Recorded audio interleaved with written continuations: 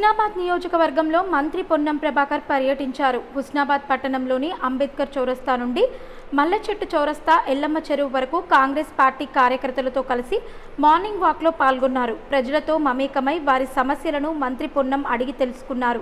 Assembly ఎన్నికల్లో తనను గెలిపించి ఆశీర్వదించారని, అదేవిధంగా పార్లమెంట్ ఎన్నికల్లో కూడా కాంగ్రెస్ పార్టీకి అండగా నిలబడిన రాజేందర్ రావుని భారీ మెజార్టీతో గెలిపించాలని కోరారు.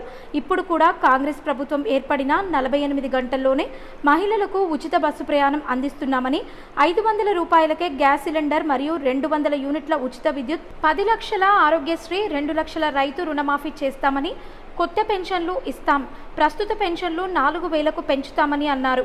నన్ను ఆశీర్వదించిన విధంగా కరీంనగర్ పార్లమెంట్ అభ్యర్థి వెలిశాల రాజేందర్ రావును భారీ మెజార్టీతో గెలిపించాలని, పార్లమెంట్ అభ్యర్థి కూడా గెలిస్తే మాకు మరింత సహకారం నియోజకవర్గ అభివృద్ధికి తోడ్పడుతుందని ఈ సందర్భంగా కోరారు.